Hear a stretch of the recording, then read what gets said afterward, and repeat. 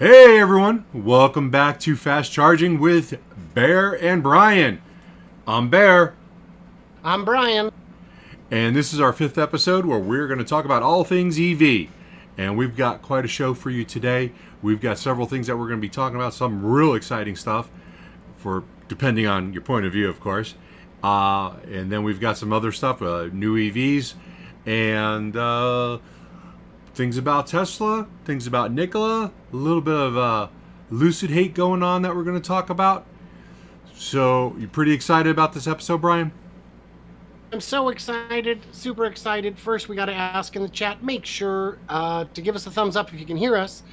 And if you can't hear us, give us 2 thumbs up. I think that's how it works. It does. Yeah. It does. So, I've got you in my chat. Howdy, gang. Who's ready for the magic? Hey. Can you hear me, Brian? Can you hear me? I know you can hear me. I can't. I'm sorry. I'm just reading the captions. Good thing. What language? Spanish. I'm trying to develop my Spanish skills. Very good. You should, because you never know when you're going to be stuck down in Mexico and you need it. You got any feedback from anyone? In Mexico. Yep. Nope. It all looks good. Good. Lockbird says he's present, but I'm not sure when he put that up. Yeah. We've already got comments about the CyberWhistle. Why don't we just jump into it? About the what? The CyberWhistle. The CyberWhistle, yes. The $50 CyberWhistle. Yes, that we just saw. Yeah, that's an exciting one. Yeah. How many are you going to order? Oh, zero. I've already got the CyberTruck hat. No one's impressed. Yeah, I don't know. In a whistle, I think they'd be less impressed because what are you going to do? Take it out and just blow it? What do you think it sounds like? Odd. If it's CyberTruck shaped, it's going to sound weird. Yeah, well, it's a whistle. All right. It's a whistle. So you want to get started here, and you are up first. So Mercedes-Benz teases upcoming hyper-efficient electric car with 1,000 kilometers or 620 miles of range. Why not? Batteries are getting better. Why not? I don't think this is impossible for anyone to do, especially in the kind of price range that Mercedes is. I think if Nissan tried to make a 600-mile vehicle, it would be priced in such a way that it might not be palatable to a lot of Nissan buyers, although they could do it with like a GTR. That's possible, yeah. So I read this article, and the thing that struck me was that this is really more of a concept. And even though they're going to be showing it in the beginning of January, it's not actually a real car. So I was a little disappointed on that. So it looks like they're going to release it or show it all on January 3rd, 2022. But it looks cool, but you know, that could be Photoshop. That looks, from what little you can see. Yeah. Well, if you think that looks cool, Nissan to launch 23 electrified models by 2030 and unveils 4 all-electric concepts. Concepts, yes. Yeah. So the concepts are cool, but these are way into the realm of concept cars. These will look nothing like this in production. I do appreciate the designers having the freedom to push the boundaries a little bit. I hope some of these aspects make it into some of these vehicles. Not so sure about glass grille on the Nissan pickup, but it's a cool concept. Growing up in New York City, I know that any car that you have is going to get bumped when people are trying to parallel park. They will push your car with their car. Yeah. So, well, you gotta. You got to do what you got to do. So the designs are interesting, but again, it's concept, and Nissan is one of those companies that has a lot of issues.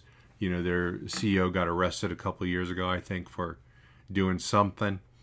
Concepts are really cool, but when these companies all start announcing these things that are coming out in 3 or 4 years, and then we kind of forget about this, and they never seem to show up. But it'd be really nice if it did. any CEO who announces something that will be definitely real after they're expected to depart, it's not real. Yeah. It's not real. Kicking the can. Yeah. And yeah, with Nissan having been first to the game with the all-electric Leaf being quite popular at the time, yeah. I was convinced that they were for real, and then they just dropped the ball. Yeah, they really did. What do you think about the names of these concepts? They're going with an out kind of concept. Chill out, max out, surf out, hang out. None of them will stick. Yeah, None of them will stick. And these cars probably won't see the light of day.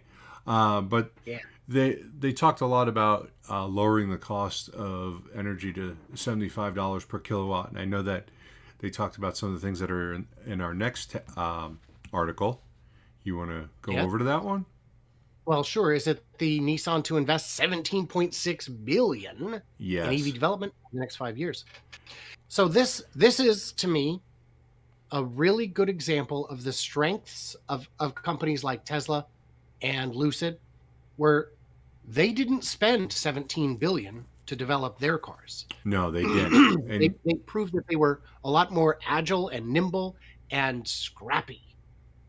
If you gave any company $17.6 billion to develop an EV, it's going to happen. you would think it's a lot of money, and part of this, and I've mentioned this before, is that and they've got it in here, shooting for a market mix of 75% EV and e-powered plug-in electric vehicles and hybrids. So again, we might have 2 EVs and the rest are plug-ins, and I think it's such a waste of money to continue to develop the plug-in hybrids or the plug-in EVs and the hybrids. I'm just not sure why they're going to put billions of dollars into retooling, designing, manufacturing, and putting out these vehicles that I'm not sure what the laws are on all these countries and these states that are going to restrict ICE vehicles. But is a hybrid still considered an ICE vehicle? Can you sell this? So in Europe, I think they're pushing for straight EVs, although I know BMW is not interested in pure EVs, but that may be beyond their control. But in the US, plug-in hybrids often qualify for the subsidies and discounts and whatnot, and rebates. Well, here in Arizona, they do not qualify for the alternative fuel plate anymore. They used to. And what that gets you is access to the HOV lane plus your tags. Arizona's tags are extremely expensive, but if you have a full EV, it goes down to almost nothing. And you can register the car for 5 years at a time for about $150. Otherwise, like my Cadillac, the last ICE vehicle I had, which was an Escalade, the tags were, and it was 2 years old, and it goes down each year, but it was $1,500 a year. So having an EV drops it dramatically, obviously. In Washington, we go the other direction. If you have an EV, we charge you more on your tabs because you're not paying gas tax, my friend. But you're not using gas. I understand the whole logic behind that is that the gas tax is used to pay for the roads, and you're still using the road. So I do get that. But I've also seen the proposals come out that were extremely unfair as far as the EVs. I think there was one in Texas where the EVs are going to end up paying twice as much as somebody might if they had a nice vehicle. Right. Yeah. And more importantly, most of the gas taxes don't go to roads necessarily, and they certainly don't go to the state's road budget. So putting that on there, taking 100% or more of what the taxes would have been for yourself when it used to be divided is pretty shady. Well, it's all shady. We're spending too much time. We need to move on. Yeah. We had one last one on Nissan. One last one on Nissan. Yeah, it was the batteries that they're developing are supposed to be solid state batteries. So apparently they think that they've solved it, or they're going to solve it in the next couple of years. So when I read this, I realized that they're really just hoping that they can do this because it's not something that's been done yet. And certainly nowhere close to $75 a kilowatt hour. Yeah. That would be, oh my gosh, if Nissan's got this, spin off that division today because it's Yeah. going to be worth a fortune. Yeah, but you're right. they don't have It's it. not coming out until 2028, which is by the end of March of 2029. Yeah. Very hard to predict that. So, Yeah, that's a long time out, man. my BS flag is flying high on that one. So next You topic. want to address some questions before we move on to? Oh yeah, sure, story. sure. Let's take a look. I want to send out a thank you to Mark for that $3 super chat. We appreciate it. Let's see, Lockbert, hyper efficient or big battery? If we're talking about the Nissan, who knows? It's vaporware. Oh no, I think maybe that's in reference to the Mercedes getting 600 miles. Yeah. Oh, that's right. Considering That was hyper efficient. That's what they were saying on that one. Considering it's a few years out, it would be a few things. It would be smaller than Lucid, so the same batteries will get you more range. It'll be ultra sleek, very low drag coefficient. It'll be the next generation of batteries, and it'll be a big pack. That's my prediction because you can do it today with that technology. It's just not cost effective, but that's not as big of an obstacle for Mercedes, especially in a couple of years. Right. Paul says, hit the like button if you haven't already. And a reminder for the new folks, this is simulcast on My Tesla Weekend and Bear's Workshop. On Bear's Workshop, we are trailblazing innovators. We do things different.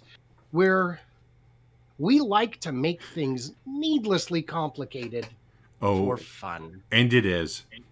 And it is. Yeah. So don't care. What do you think is going to happen with Nikola stock when they make their first delivery? Probably nothing, to be honest with you. Oh, really? I don't think much is going to happen. I know Lucid, once they started making their deliveries, their stock shot up.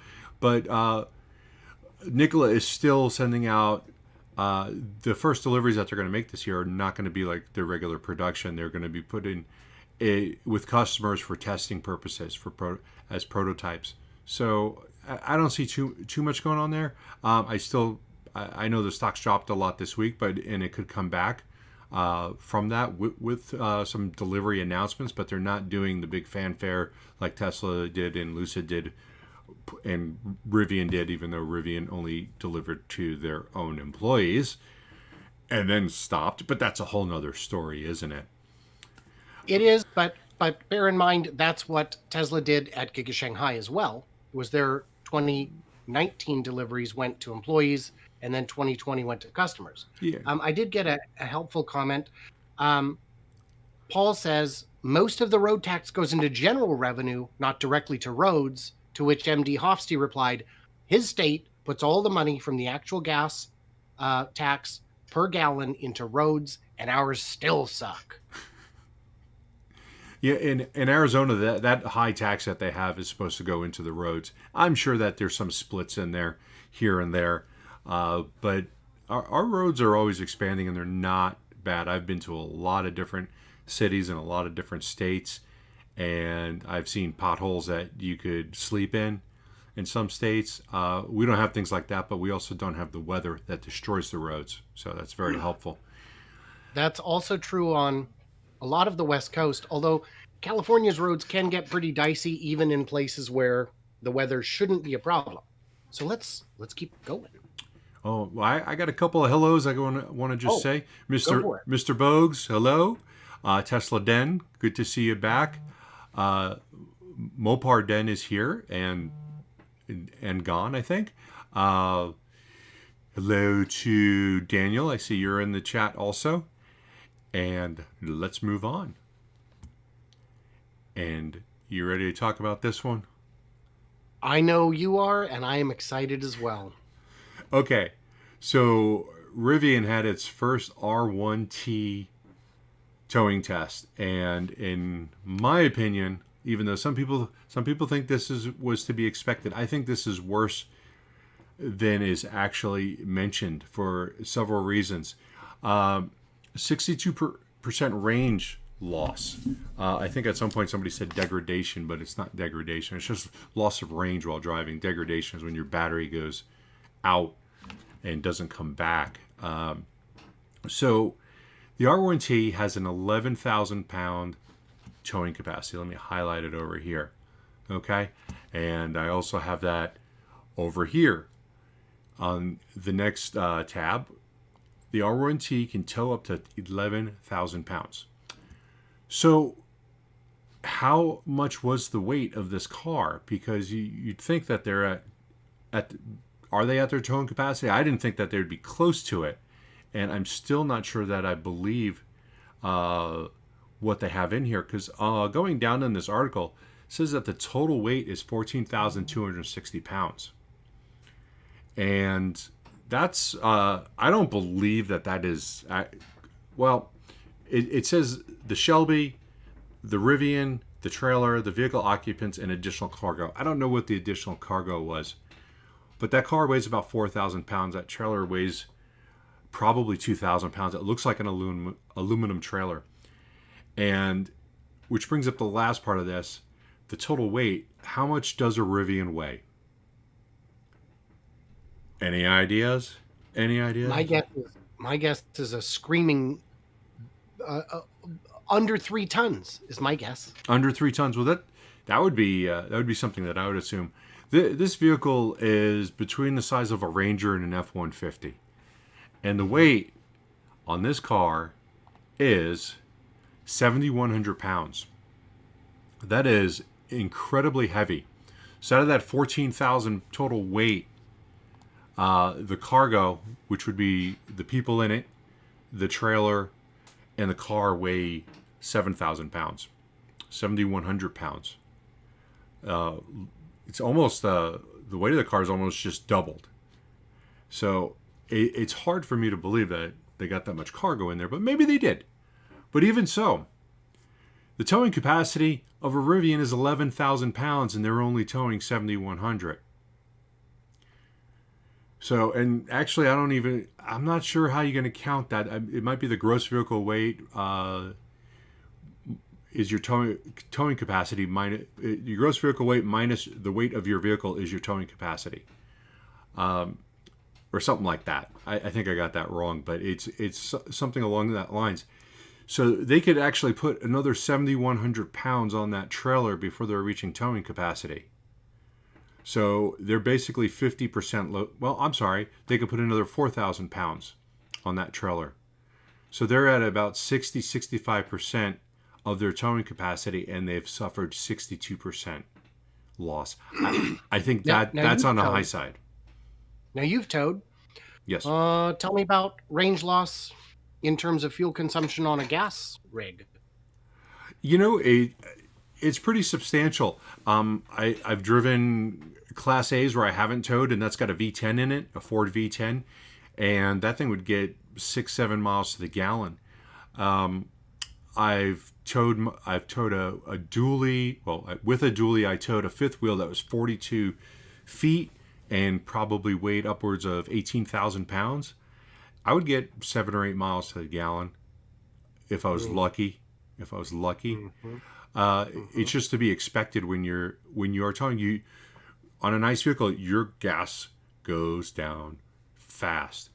The only difference. I've been a passenger on a road trip where we were towing. It was a F-150, and we were towing a trailer that had a couple of dirt bikes in it and stuff. And my brother likes to drive pretty fast, so we were stopping for gas realistically every 2.5 to 3 hours. And it's got a serious tank, but if you had to unhitch every 2.5 hours, that's a deal breaker. Even just having to stop 20-30 minutes every 2 to 3 hours, that's a deal breaker. Yeah, I was disappointed to see that, and especially because it was not fully loaded, and that's important. It's when you see the semis being tested, whether it's a Tesla semi or a Nikola semi, and they test them, they're pulling 40 tons. They've got a flatbed and they've got cement blocks. of 40 tons on there. Right. And the reason is because you need to test it fully loaded. So this test was not fully loaded. It was 65% loaded, and it lost 62%. And then you got to go with what you said about charging it up and unhooking depending on where you're going, because we're not set up to charge vehicles that are towing. Right. I did get an interesting comment. Engineering Explained did the math on a Model X a while back, showing it should lose 50% range when towing at its limit. It's just a lot less efficient to tow with an EV, wind resistance, etc. It's not just an EV; it's with everything. Yeah. I similarly, overcome in the same manner. Get to it. Hey Brian, I'm getting a little bit of a bad connection, real. Well, my connection. It came back. YouTube looks all right. No, it came back. Right. You sounded like you were talking through a music box. It's kind of cool. Sometimes I do that. It keeps things lively. It did, because it made me look around, like what was going on. Zachary Rambo said, for reference, Google says a 2021 F-150 weighs between 4 and 5,000 pounds. The lightest of the big three pickups because of the aluminum. Yes. My F-350 that I had weighed, I think, close to 9,000 pounds. And it's a big truck, big diesel engine in it. F-150 doesn't have the V8 diesel in it, the Power Stroke. So when I assume the frame is that thing towed over 30,000 pounds if you needed it to. I don't remember what the towing capacity was. 2017 Super Duty dually, so it could tow. There was nothing I ever hooked up to it that it would even blink at. Okay. Anything we want to talk about on Rivian before we move on? Yeah, I got caught up. I hope that there's some improvements, and I hope the CyberTruck can do better. And I know that there's going to be similar things coming out about the CyberTruck with loss. Sure. In terms of towing, for sure, the hopeful part on weight is the whole design, the structural battery pack, the Giga castings for the front and rear, the origami shell. It's all designed with weight reduction in mind. Yeah, and it's so important. And listening to like Sandy Munro talking about getting rid of fasteners so that you can save weight. You don't use don't use these types of fasteners. Use these. They cost less and it's less weight, and it's all about the weight with EVs. It's all about the weight, and it kind of looks like at Rivian they kind of threw that whole idea out the window. It's tough to do on your first car without spending $17.6 billion. Maybe Nissan will buy him out instead of doing all that research. Just buy Rivian. Yeah. No, their market cap's too high still. It is. Are we ready to talk about... Are always a thing. Ready to talk about something that's a little hotter than that? Yeah. So this was posted on Imager. We've got BMW i3 randomly burst into flames. En fuego. No bueno. That's hot. But, it happens. And then the second part, we've got this Chevy Bolt fire at a dealership. Apparently, this was one of the employees' cars. They did not send the car back for the battery recall. I assume because there's no batteries to replace them with. And hashtag Mary Lead. Yeah. Yeah. And then you brought this one up, I think. Chevy Bolt and Bolt EUV production halt extended till 2022. I thought you brought that one They want up. to focus on getting their 140,000 Bolt batteries replaced. That's why the last guy was on fire. Do you think it's going to 140,000 cars you can't build and sell new? Yeah, it's going to cost them $1.9 billion. Do you think that they are covering the cost of the cars that burn? Boy, that's a good question. I assume they're kicking that off onto the insurance company, and that the insurance company would have to go after General Motors for that. Oh, I think the insurance company should. I don't know if they would waste their time on something that's probably valued at $25,000 though to bring up a Right. lawsuit to get that back. Right. Though it could be That's what they're it could be a quick settle though, because Yeah. could Yeah. be. And you Yeah. you want to talk about highway vehicle fires? I just wanted to point out that just because we showed some EVs burning doesn't mean EVs are prone to fires. There are more than 170,000 highway vehicle fires. That just counts the highways. That doesn't count. My stepdad had a 94 Ram that spontaneously burst into flames. But because he's old school, he had a fire extinguisher in his truck and put it out. And the dealership fixed it, was under warranty, but his truck randomly burst into flames. Apparently, and I don't know, somebody can fact check me in the comments, gasoline is combustible, I've heard. I Yes, don't know. Have yes, you heard that? yeah. I heard about that, Okay. but I still don't believe it. I'm gonna see if we can get that fact checked. Yeah, we should. We should. Mark commented, Paul commented, they're leading the world in EV fires. They're leading in everything. Yeah. That's what I've Yeah, heard. that's true. I've heard nothing to dispute that. And in this article, it does talk about all different companies and different fires that they've had. And there was one vehicle. Speaking of, would GM cover that Bolt? But what if that Bolt caught fire on a transport ship and caused $100 million worth of damage because they had a Ford Escape that caught fire? Was it back in 2015? And I think that was the date on it, and destroyed $100 million worth of cargo because it was under recall, but because the truck, if you want to call it that, the Escape, was out of the country, the owner never got the notice about the recall. So stuck it on a boat, the whole boat caught on fire. Pretty risky stuff, because a lot of people do die in these things every year for things that are ridiculously easy to fix. Also part of that article was fires from Jeep plastic gas tanks killed 75 people because Jeep used plastic gas tanks, and in a rear end collision they burst into flames and possibly explode. And then Jeep has the nerve to fight this with NHTSA about replacing it. And they came up to an agreement to just put a tow hitch behind it to make it safer, though many feel that it wasn't. But why not just fix it? 75 people, I mean, that's a lot. It's more than I got viewing right now. It's all of my viewers would be dead. How many of your viewers would be dead? 96. 96. Welcome, So everybody. you'll have 21 survivors if they were in the Jeeps.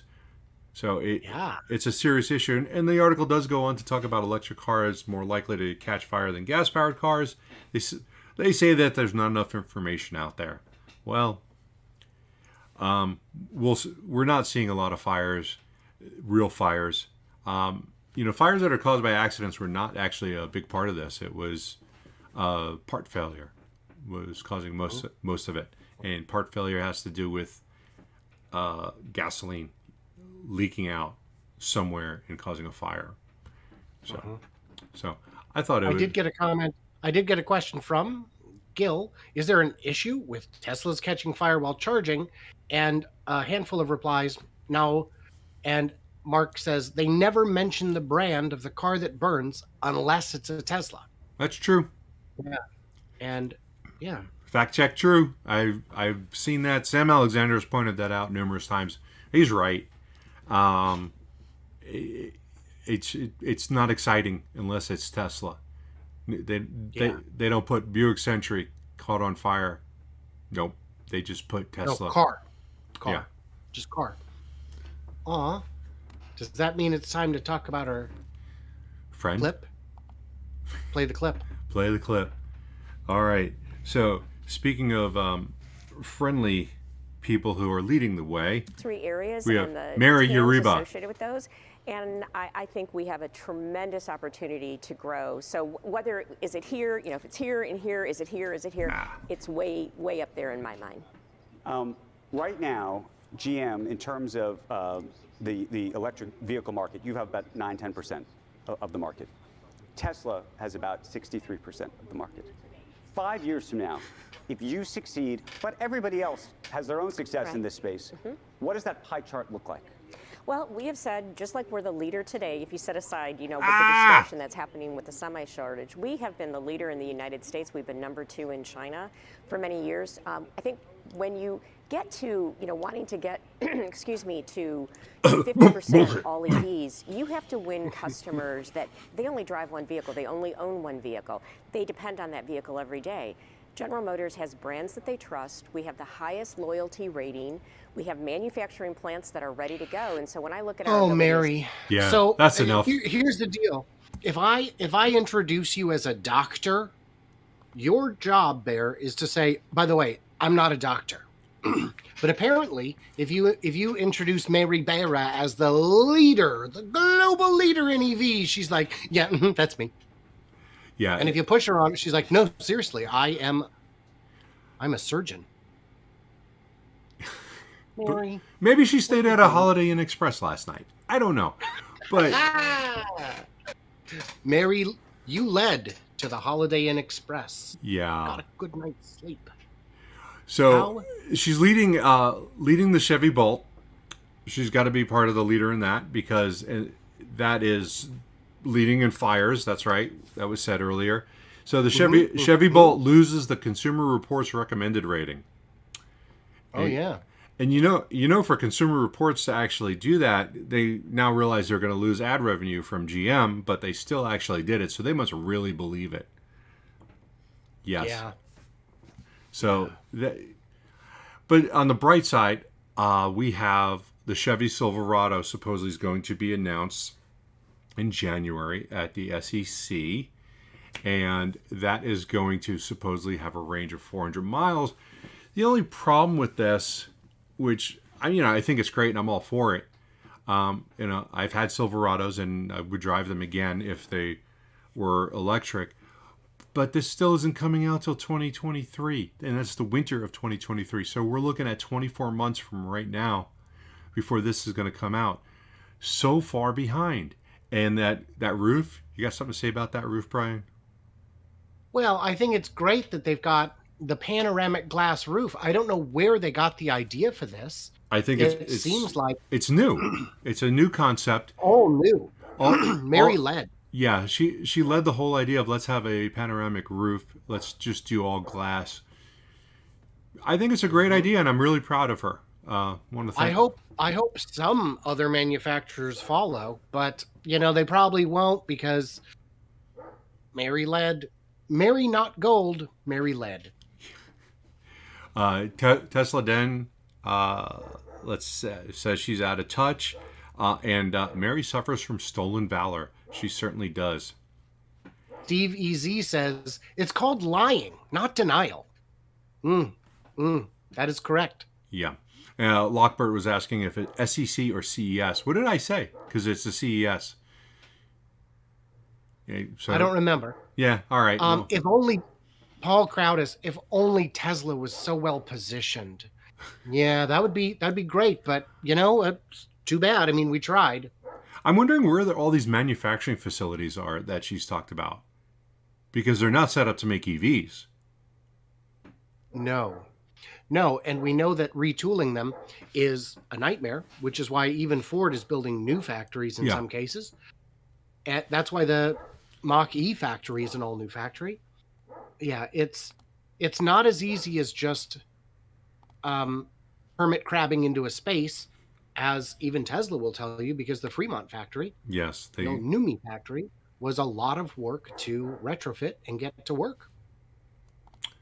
And the efficiency losses, I mentioned this on a video recently, but I'll do the math a little differently.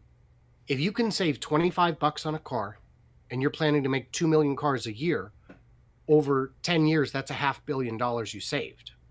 And if the car costs 50 grand, that's what, 10,000 extra cars? 100,000 extra cars? I'm too lazy to do that math. Yeah. My brain, not fully engaged. Got to work on staying pretty. The presentation is the number one factor. The haircut is incredible. I love it. Thank you. Thank you. It was quite affordable.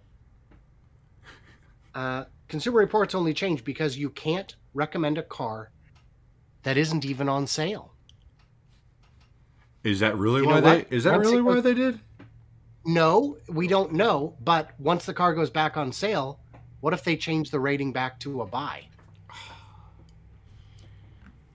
Yeah, then I would say that there's definitely some ad revenue from GM that's tied into that. Hockey Day pointed out the SEC should be all over Mary, because if Elon claimed this, they would be. If you're making a false representation publicly that can affect share value, that's stock manipulation.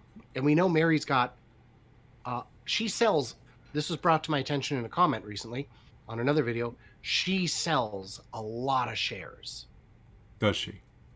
Does she get a lot through options and whatnot, or? Oh yeah. Okay, so she probably likes to go on Amazon and buy everything. Right. That's why I would sell shares if, Amazon, because I just buy everything. Mary thinks GM stands for Grand Mary. Maybe. I think we can move on. I think we can too, because this is my big story. Everybody who follows me is going to know what I'm talking about. And that is Sandy Munro announced last week that there's a new series coming. And it's going to be on Nikola. So that, to me, is an awesome step for Nikola. They've got a lot of things to do to keep turning around the company to prove to everyone that they're real. And having Sandy Munro, who is the guy. He's the guy that people look to for an honest opinion on everything. If it's crap, he'll tell you that it's crap. He doesn't take bribes. He doesn't take money that way. And that's part of his deal, is that he's not gonna lie and fluff things up. And he has said just the same thing in his videos. Of course, maybe he's lying. People lie on the internet. Maybe we'll talk about that later. But I trust him. I believe him. Sandy Munro had a video out with E from Electrified. Not everybody's favorite person, I've heard. But I just want to play this clip real quick. I'm trying to look around my microphone and listen to what Sandy has to say about hydrogen trucks. Tell me a little bit more about that. Okay, so here's the thing. I believe, first off, that hydrogen is probably not the fuel that I would pick for a car. But if I want to have a semi... Brian, I'm getting feedback from you playing the video. If I want to have a VTOL, or I want to have an airplane, I think that hydrogen is a perfect application. I don't think it's good for cars, simply because I think that the battery technology is going to be perfect coming up in the very near future. Even if you just look at the 4680 cells right now, I think that they're going to have a long, long future, and they bring the price down, they bring the cost down, they bring the power density up. Everything about them, to me, is a good idea. I'll go ahead and stop it right there. So it was obvious from that statement that was made 6 months ago, no, back in February, longer than that, that Sandy Munro is a fan of hydrogen for long range and for other applications like VTOL in buses and things like that. Well, maybe not buses. So he went out, and I'm just going to play this in the background without any sound. There's going to be links to all the videos, and all the web pages are down in the description. So if you guys want to look at anything that we've talked about, what we've already said and what we're going to say, feel free to look in the description. I'm sure Brian will do the same.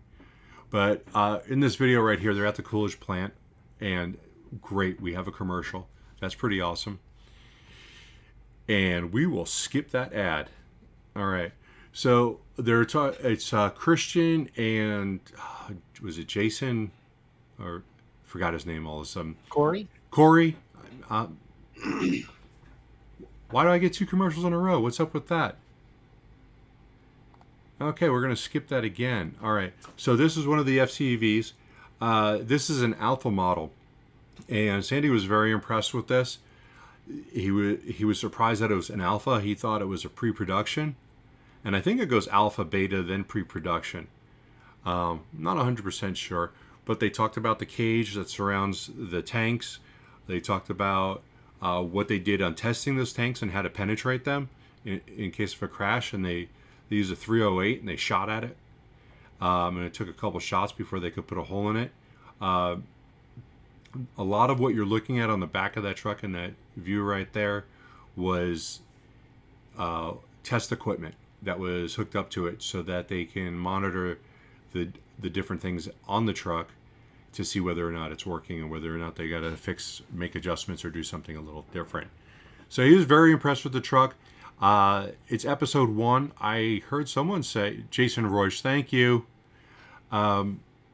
Somebody had said that there's going to be 5 episodes on this, which is a pretty decent series. I don't know how many days he was out here. I kind of tried to figure it out. I looked through some previous video and I found out that truck was parked in that spot November 15th. So hopefully they've done all the editing and they can just start popping them out real quick, like every other day or something. But I know there's clips where Sandy's going to be driving the trucks. He talked about another video that he drove a semi that was electric, and he was extremely impressed with it. So I have a feeling he's going to have good things to say about that. And who knows what else he's going to say. And I'm gonna respect his opinion. And if he comes back and says Nikola trucks are a piece of garbage, I'm going to believe it. So one thing that I know we talked about before we were on was that Sandy puts his reputation first. Mm-hmm. So he doesn't, you notice he doesn't do sponsored episodes unless it's a supplier or a manufacturer that he believes in. But my question is, and it's not clear, is what is the arrangement here? I mean, was Sandy asked to pay his own airfare and hotel and everything? Did he get no compensation? Is he a consultant? Because he does go out and do events for like Arcimoto, but he is hired by Arcimoto. They did hire not Sandy, but Munro and Associates to consult on the vehicle. Now, so I think he's paid. I think he's a paid consultant, but I don't think that he is going to be a paid consultant for someone and do videos and say, I will not say anything bad about your vehicle. Right. I don't think he would do it if that was part of the contract. But if they hired him, that's a great move. They should hire someone like him to help find where they can make improvements.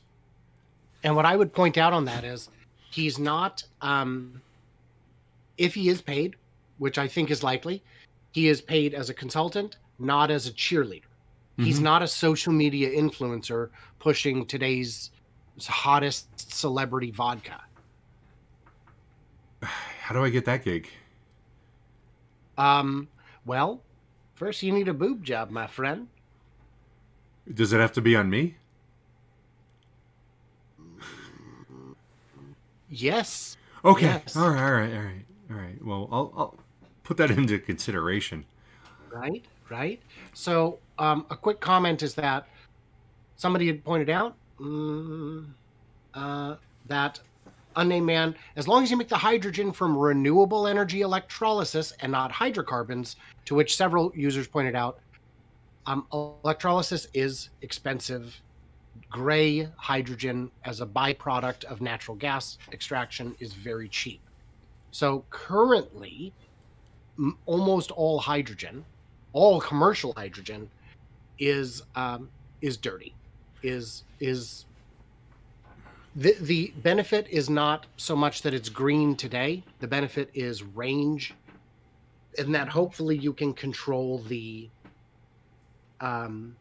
emissions a little better, but that remains a bit to be seen. Yeah, you know that there's like multiple colors of hydrogen, right? Not the physical form, but you talk about gray, but there's blue, there's green. They have a complete color wheel of different types of hydrogen, and as they get closer to being green, the colors will change. But there's definitely a pie chart of different ways that you can make the hydrogen, and some of them, they're going to fall in the dirtiest. But they're also renewing materials that were not going to get renewed, that are just sitting there. So it's a way of, it's still recycling and getting it from a cleaner source than gasoline or oil in the ground. So, I did get a good comment. It will take some doing to deceive Sandy. oh yeah, I would agree. that's true. Let's see. Don't Care says Sam Alexander will say that Munro's been paid by Nikola. Now that guy is saying that Germany media has been paid by Nikola. Yeah, I really doubt that Nikola is paying anybody money in the media because the media is still not their friend. Tesla Den says Sandy Munro's integrity is not an issue with him whatsoever. He tells it as it is. JKM says if this was a consultation, Munro wouldn't make a whole series on it. I think he still could. He's done consultations before. I got a mosquito. He's done consultations before and made videos on them for other manufacturers, and I think that's one of the reasons why he's no longer doing consultations for. What he says, he's not doing them for ICE vehicle manufacturers anymore. That he's only going to do it on EVs. Sure. Tarek said Sandy needs to be careful. He is not being suckered, being part of the fraud, because he is seeming to give them credibility. So I wanted to address that because Sandy is not addressing the company. He's addressing the technology. And the two can be separate. If their plan is fake it till you make it, they may be on the verge of making it. That is a true statement. If that was their plan, fake it till you make it. And I think Trevor was faking it till he makes it, but I think he brought in people that could actually do it. And lo and behold, they've got trucks. I saw numerous comments on Twitter regarding this, that these trucks aren't running, that in this video, this vehicle is not running. It is not a functioning video or a functioning FCEV yet. They were filling it up, getting it ready for its first test, but this vehicle had not run at that time. And that's when I looked back to see when this was filmed, because I'm pretty sure I've seen this truck driving around. It's the breast cancer awareness truck. So it's easy to spot. It's got pink sides on it. But I'm not 100% sure I have seen this one driving around. But this is all part of their testing. With it being episode 1, we'll probably be looking at this next week if the video comes out. If not, when the next... I mean, it's labeled episode 1. There's going to be more than one. Yes. And we saw the clips of him. He was getting into at least... He got into at least one FCEV right at the beginning. Short clip, but you can tell them from the outside because the battery ones don't have that large stack right behind the cab. Right. Are we? Are we ready to go to the next one? Do you have any comments you need to address? Let's see. JKM. I'll just throw that last one. He was gasping because he couldn't believe that was an alpha. And people are now talking about whether or not you should be touching a truck or being around the truck that's being filled with hydrogen. I know that line was connected, but I'm not sure if it was actually being filled at that moment. And I have a question for you. I haven't read it yet, so hopefully it's not anything weird. This is from Don't Care. Do you like Tesla Semi? If you says yes, why don't you like Nikola if they have a BEV too? And I think they have more technology because they will have the FCEV. So I'm not a fan of fuel cell EVs, but that's a much bigger topic than I could get into in a minute. I don't dislike Nikola. I don't have a sufficient frame of reference to consider all of the aspects of heavy hauling, of big rigs. There are a lot of people out there who are saying Nikola is going to be the first to market with a BEV semi, and they're not. Those are already on the market. There are already other companies who have delivered test fleets to customers. they can still be a player in this space, and I hope they will. But prototypes are a lot easier than production, and they've got a very painful path ahead before they can actually get to, to a place where their future is more certain. And they have a big area that they need to build out to have the actual production line. I know you commented on Twitter about it just looks like a big empty warehouse or a garage. And they have to take this entire space that they're making and continue to expand it, which costs money. And then they have to actually have the production lines. And they plan on having it. They've got it in Germany right now, where they do have I would probably call it more of a prototype production line, because they're still developing the truck. So they're not just mass producing these vehicles yet. But they want to get up to 30,000 vehicles out of Coolidge a year. And they have a lot of build out to do. There's a lot of the factory that needs to be built, where they're probably only at about 25 to 30% of the structure is built. And when you have to redo these areas so that they're an actual production line, they have a paint shop that they're going to be, that are part of the plans. So they've got the plans to do it, at least on paper they do, but they will have to completely build out a factory that can run an actual production line.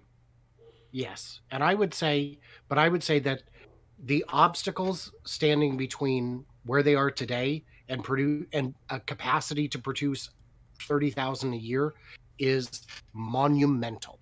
It is a Herculean task that is going to be very, very difficult. Well, they do have some people at Nikola who've got a lot of experience with that. Mark Duchesne, for example, and he's the head of global manufacturing. And he's got a lot of experience working with other companies doing just that. So hopefully they've got the right people and they can make everything happen the way that they want. But it's something that we're just going to have to wait and see. We're going to keep doing the flyovers every Monday, Tuesday, and Wednesday, with live commentary on Monday at Bear's Workshop, and we will see how things progress. On that note, let's talk a little bit about Q3 deliveries for Tesla. So this is pretty interesting. U.S. auto sales in Q3, Toyota right at the top, not a big surprise. Ford, good. Honda, Chevy, but then you get down here, Tesla, 99,000, ahead of GMC, Lexus, and Volkswagen. They're ahead of Volkswagen in Q3. That surprised me. That tells me consumers may have a lingering distaste since Dieselgate. And you could look at that and say, well, maybe they didn't export as much as usual. Tesla North America does not export apart from the models S and X. So that's, it's all in the numbers. Huge. Yeah, they're more than getting bigger. More than GMC. That was the one that really got me, because GMC is the same as Chevy. It's just a slightly upgraded Chevy, whatever it is, whether it's the Tahoe and the Yukon or the Silverado and the Sierra. It's just a slightly upgraded with a little nicer touch on the inside, which I still think is just odd that they have the same brand producing the same thing just for brand loyalty. But that's what some companies do. Sure. So since we're kind of behind, we're going to scream through some of the next ones real quick. All right. Because in terms of Tesla's production, looking at Giga Shanghai, they are expanding and plans to have capacity of 1 million to 1.5 million units at Shanghai next year. And that doesn't surprise me, because they're so far over production capacity, over nameplate capacity, that it's just going to keep getting bigger. And these vehicles are exported to kind of everywhere right now. But as Berlin comes online, that will change. And speaking of which, Berlin. The rumor is Tesla Giga Berlin could start mass production in December. Now, this is still firmly in the rumor category, but it is a plausible rumor and there is little reason to doubt it. Followed by, what's going on in Tejas? Yes. For some reason, my computer's running nice and slow with these. I ran this yesterday. Giga Texas permits approved. Why? And they're not approved. There's still a little bit, there's still final inspection to go. But these have been moved to move forward. The review is complete. So that's, fantastic. And that's a good. Yeah, and I got to throw in my 2 cents. We talked about this earlier. Review complete is may not be the same as approved. It just means that the review may be complete. So it just depends on how they're permitting people word things. So hopefully that's saying that it's approved. Yeah. Well, that's what they need. Yes. Sure. Let's see if there's any comments we need to address before we go into the last big push, because we've got one last thing we're going to cover. VW has a plant in Chattanooga. Yes, Giga my stonk to another split. I hope so. Oh, yeah, that split's coming 12/9. Isn't that right, Brian? That's what my astrologer says. I'm getting a lot of comments on my channel that you're probably not getting, critical of Nikola. That's an Iveco plant, not Nikola, in Germany. And that, and a lot of people saying, it's all downhill, gravity and all that. Yeah. And when you said that there's a line already in Germany and they're just going to duplicate it, I don't know if that's the case. I don't think that they're going to duplicate it, but that is part of getting learning your production and how you want your line and what you need on your line. Sure. And then I do have a comment, permits approved or reviewed. There's steps, and we are not to the final one. Does approved mean with the equipment installed? I'm not positive. I have not been able to find good information no matter where I look. And AKM on your channel asked who has a scaled BEV Class 8 truck on the market. Kenworth, I believe, has one. Daimler might have some. BYD might have some. I've done videos about this in the past, but go ahead and look. I know the Port of San Diego is using a small test fleet. So, yeah, they're already out there. They do exist.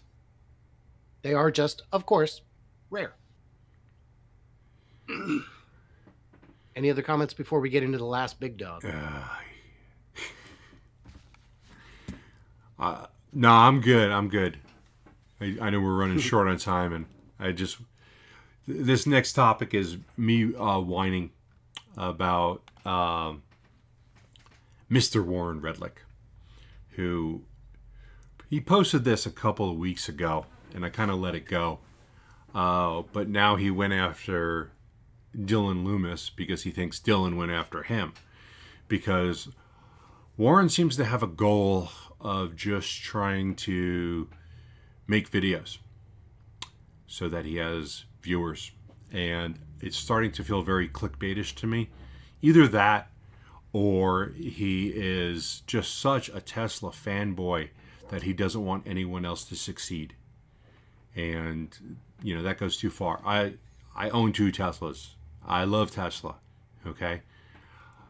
But if someone comes out with a product that's better, and if Lucid's product is better, it's going to come down to personal opinion at some point, whether you like the car, you don't like the car, over a Model S. Let people decide. We got to have competition in order to keep things going. But that being said, Warren put out this picture, these 2 pictures. The one on the left shows the Lucid site in May, and it was taken May 23rd. And the one on the right, which was probably taken in November, I just can't see the full date on there. I can open that up. November 12th. November 12th.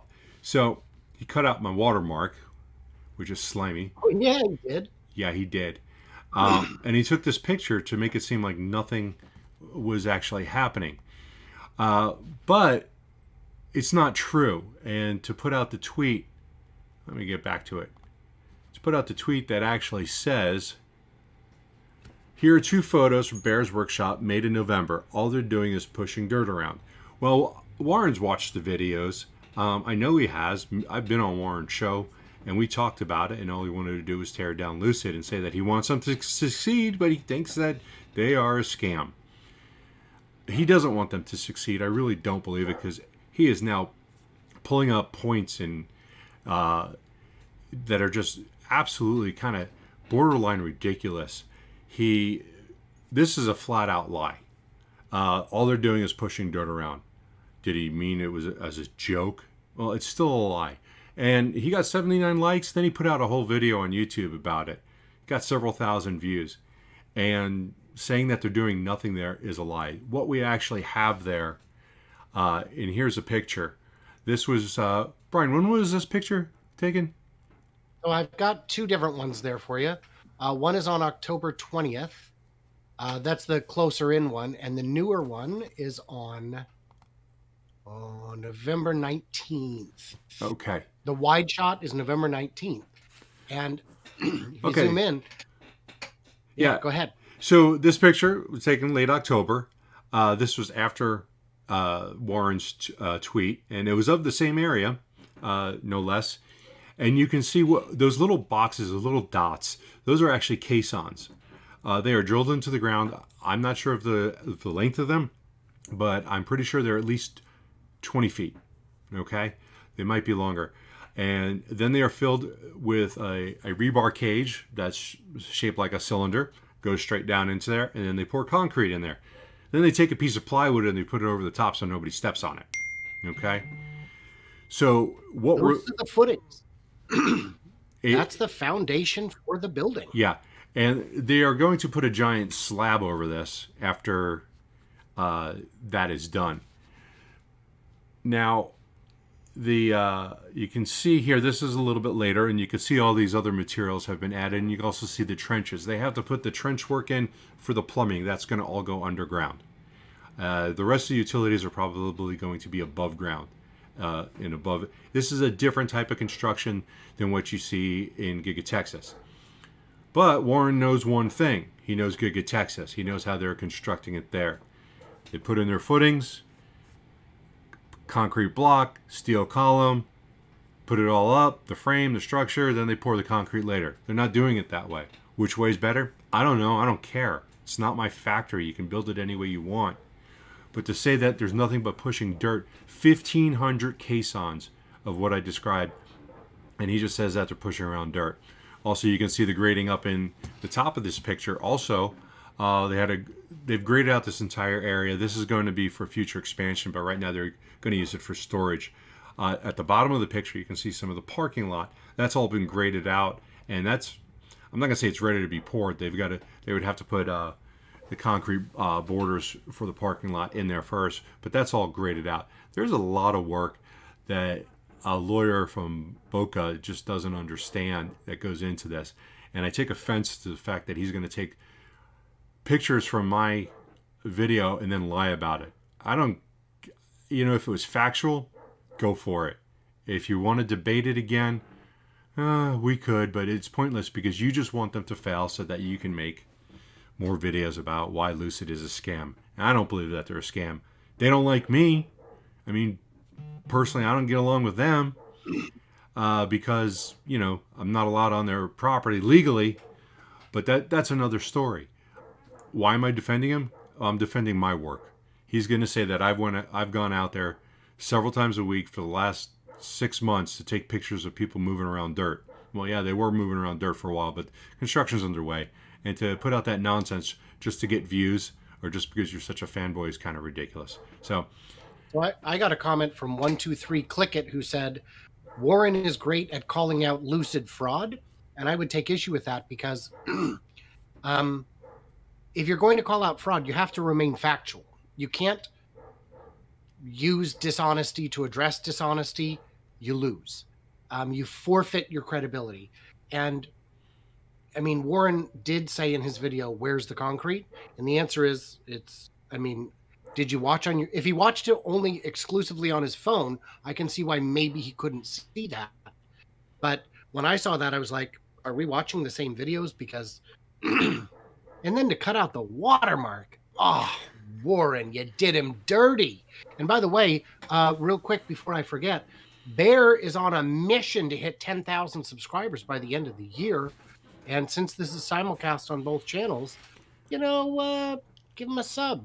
I don't know. He's still not charging for it, so that's pretty good. Yeah. And speaking of milestones, in regards to Lucid, so most people who are following me know that we can't fly over. They put a cease and desist. It's not illegal cease and desist, but I don't want to go to court to fight it and spend $50,000. So what we have done yesterday, Monday, we bought a new drone that has a extremely powerful zoom lens on it. I don't know when it's going to be in, but once we have that video, you can take one of these spots. You see that what I'm circling right there? It's hard to see what it is. I'm looking, can't tell what it is. Might be a forklift, but we'll be able to read the message that the guy got from his wife on his lunch, who's sitting in that forklift. Is here, hey honey, good luck on the forklift. We're gonna be able to read that message. So the zoom lens is good. I'm really excited about that. We're gonna get some really good footage, and we're gonna be able to read license plates. We're gonna be able to see what color underwear people were wearing when it's sticking out at the back of their pants. But we will blur up people's faces. We are not gonna invade anybody's privacy. And we're not going to put pictures of underwear up either. That's a joke. People at Lucid, Len, the lawyers. Here's your new cease and desist. Yeah. You bearded bastard. Okay. We're also gonna drop beard hair over the factory. That's gonna be a first. That's gonna be a first. So I think we need to wrap it up.